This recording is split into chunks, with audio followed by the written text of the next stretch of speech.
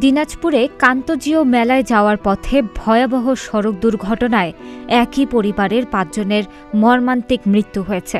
২২ November শনিবার দুপুরে Dinajpur ১০ mile মহাসড়কের নসিপুর এলাকায় বাংলাদেশ গম ও ভুট্টা গবেষণা ইনস্টিটিউটের সামনে এই দুর্ঘটনা ঘটে।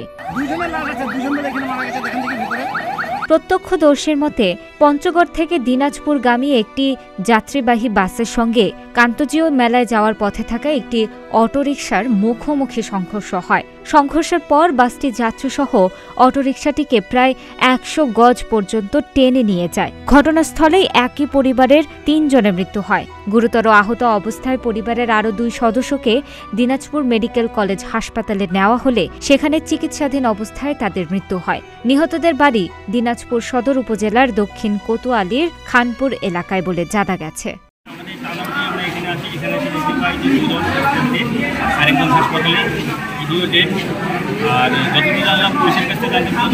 হাসপাতালে নিয়ে আসছে, তারাও সেখানে মৃত্যুবরণ করছে।